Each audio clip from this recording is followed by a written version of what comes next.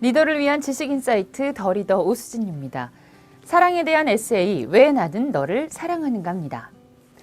사랑은 일생 최대의 난제 중 하나입니다. 사랑이 웃고 사랑이 운다는 대중가요의 뻔하고 유치해 보이는 가사들이 어느 순간 가슴 치는 공감으로 다가오는 것은 무엇 때문일까요? 사랑에 관한 의문은 인류의 역사만큼이나 오래된 것인지도 모릅니다.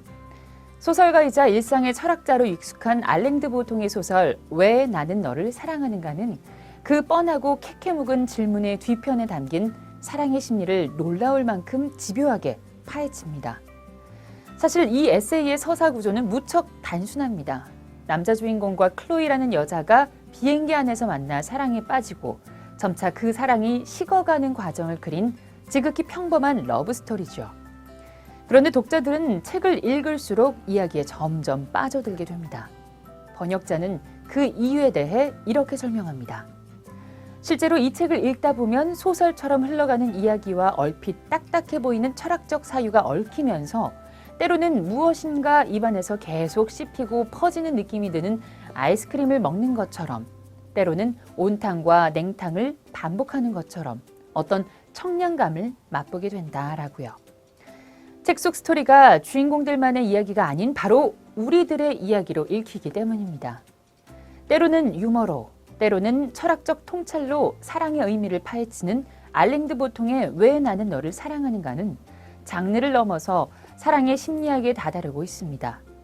그래서 이 책에는 읽는 이의 감성을 파고들며 빛나는 사랑의 잠언으로 가득합니다.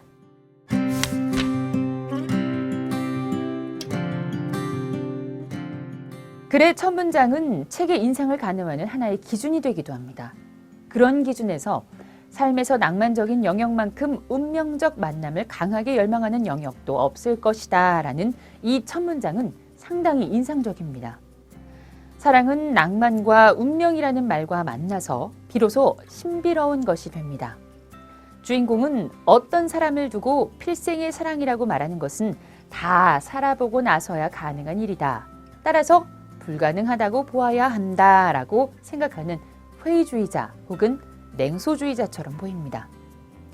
운명적 존재를 만나기 전에는 누구든 그렇게 회의할 수 있겠죠. 그러나 98만 9,727분의 1의 확률을 뚫고 클로이를 만난 직후 그녀를 필생의 사랑이라고 부르는 것이 무리한 일은 아니라는 생각이 들었다라고 확신하게 됩니다. 주인공은 같은 날, 같은 시각, 같은 비행기에 옆좌석에 앉게 된 우연을 필연의 운명으로 여깁니다.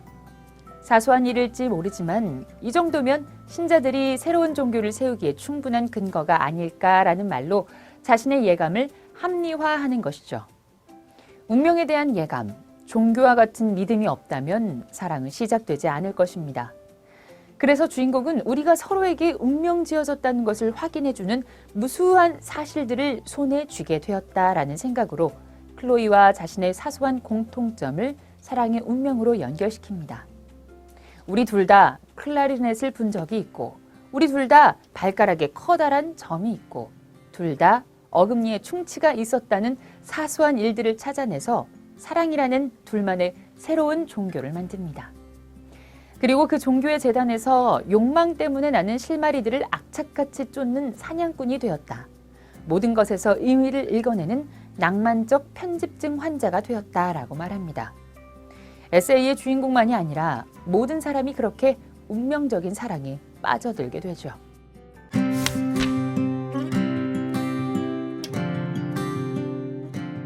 사랑하면 사랑하는 상대의 강점을 과장해서 인식합니다.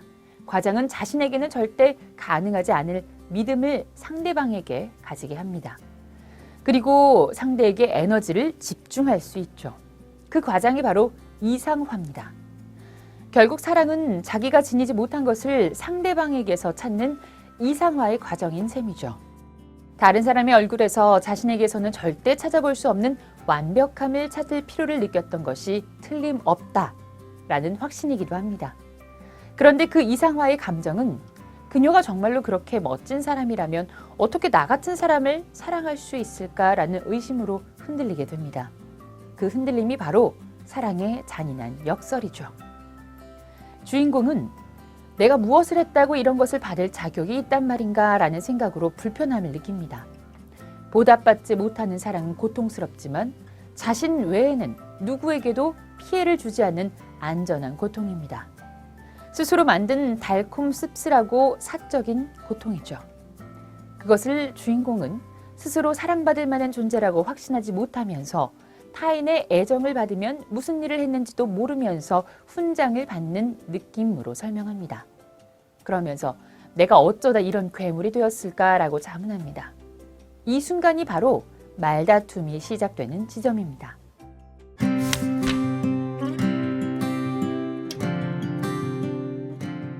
알랭드 보통이 말하는 마르크스는 독일의 철학자 마르크스가 아닌 미국의 희극인 마르크스입니다.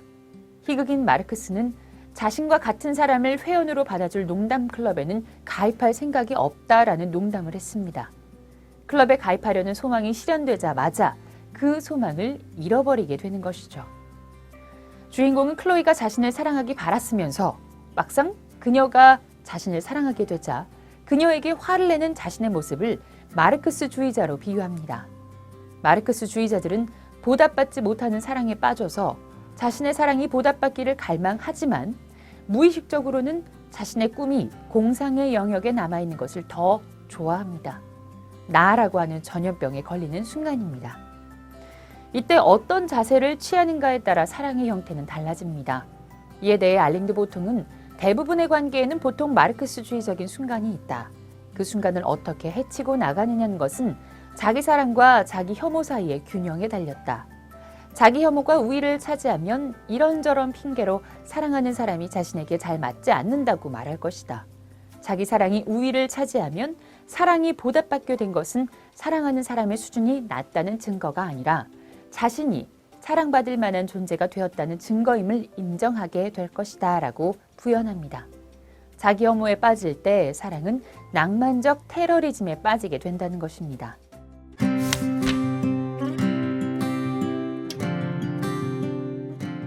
낭만적 테러리스트들은 너는 나를 사랑해야 한다. 너한테 삐치거나 질투심을 일으켜서 나를 사랑하도록 만들겠다라고 합니다. 그러나 여기에서 역설이 만들어집니다. 만약 상대가 사랑으로 보답한다면 그 즉시 사랑이 더럽혀진 것으로 생각할 것이기 때문입니다. 그들은 내 강요 때문에 내가 나를 사랑하는 것이라면 나는 이 사랑을 받아들일 수 없다. 이 사랑은 자발적으로 준 것이 아니기 때문이다 라고 생각합니다.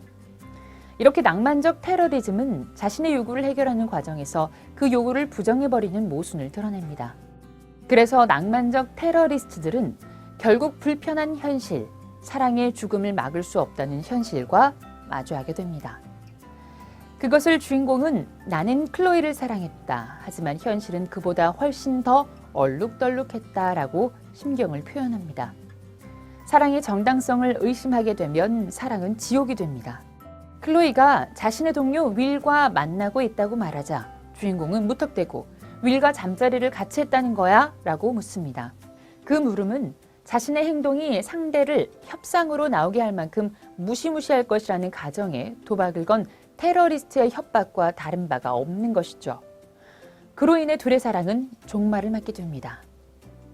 클로이가 떠난 후 주인공은 고통을 통해서 한층 지혜로워지는 내적 과정을 겪습니다. 알랭드 보통은 이 과정을 예수 콤플렉스로 설명합니다. 고통을 겪으면 겪을수록 덕이 커진다는 의미이며 저항할 수 없는 압제와 맹목에 맞서고 있는 패배자가 더 큰 덕에 호소하며 느끼는 우월감입니다. 자기중호에서 생겨난 마르크스주의 때문에 나는 나를 받아들이려는 어떤 클럽의 회원이 되지 못했다. 예수 컴플렉스 역시 나를 클럽 문간에 들어가지 못하게 하지만 그것은 엄청난 자기사랑의 결과이며 내가 클럽에 들어갈 수 없는 것은 내가 너무 특별하기 때문이라는 주인공의 말은 자기 혐오를 피해가려고 약점을 미덕으로 바꾸는 일종의 연금술입니다.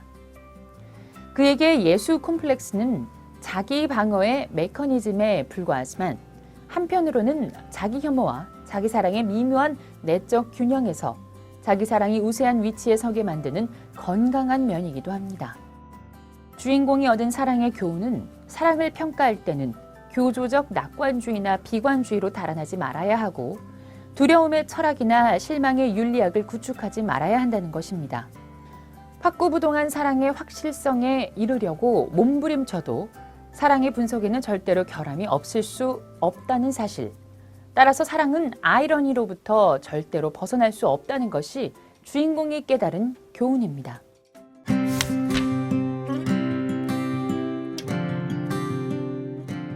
연인들은 사랑 없는 의심보다 틀려도 사랑할 수 있는 모험을 더 좋아합니다. 상대방에게 무엇 때문에 나를 사랑하게 되었느냐고 묻지 않는 것은 예의에 속합니다. 어떤 면 때문에 사랑받는 것이 아니라 나라는 사실 때문에 사랑받는 것이죠. 왜 너는 나를 사랑하지 않는가? 라는 질문은 왜 너는 나를 사랑하는가? 하는 질문만큼이나 대책 없는 질문입니다. 둘 다 연애의 구조에서 우리가 의식적으로 통제할 수 없다는 사실에 부딪히게 하죠. 그 부딪힘이 사랑의 역설이면서 사랑을 이끌어가는 힘이라는 것이 왜 나는 너를 사랑하는가?